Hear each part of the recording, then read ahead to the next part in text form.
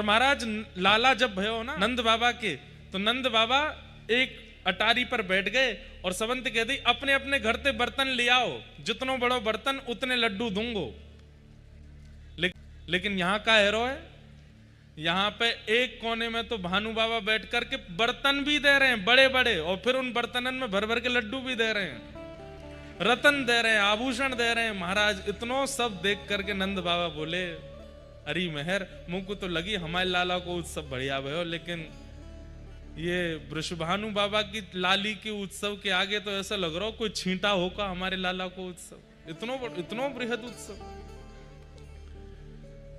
ठाकुर जी बड़े खुश है रहे, ससुराल आए हम पहली बार, बोलनो जाने ना एक दांत निकर आयो है बस। मैया लेकर के गई, खूब सारे आभूषण लेकर के आई हैं श्री जी को पधराने के लिए। सोने के पलना में श्री लाडली जी पौड़ी हैं, झूल रही हैं। जैसे ही किशोरी जी को दर्शन कियो, आहा, जितने आभूषण, जितने रत्न, जितनी मणि लेकर के आई सब फीके लगन लगी। मन में विचार करने लगी कि ये सब तो मैं कहाँ दूंगी, अरे या लाली के लैया तो ये सब मणि रत्न आभूषण सब फीके या के लैया।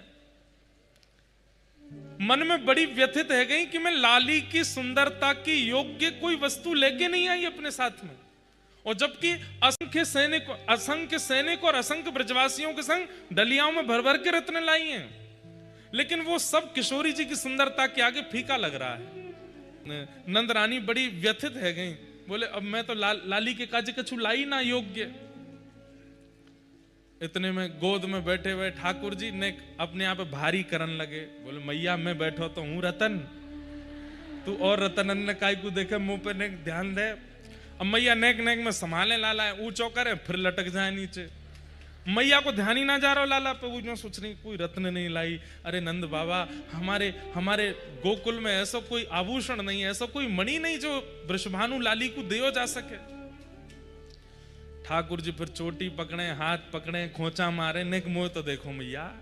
धीरे ते मैया डांट वे के कहा है इतना उधम मचावे। और जैसे ही ठाकुर जी को देखो, ठाकुर जी मंद मंद देख रहे हैं मैया को। अचानक तो मैया के मन में आयो लाला और जेरी लाली। मैया बोली अरे मेरे नीलमणि तो बढ़िया रत्न कौन होएगो।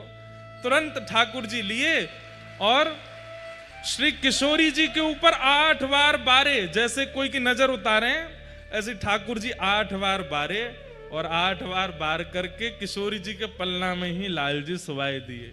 जैसे ही सुवाए हैं महाराज, आकाश से पुष्प वर्षण हेन लगे। शंकर जी रूप बदल करके आ गए, सबन के नेत्र सजल हैं। यहाँ झांकी को देखवे के काजे छोटी सी किशोरी जी हैं, बगल में नेक्स से लाल जी हैं, एक ही पलना में पौड़े हैं। आज पहली बार जुगल दर्शन है रहे, और वह दर्शन को करवे के लिए बरसाने में विमान इकट्ठे हो गए आकाश में।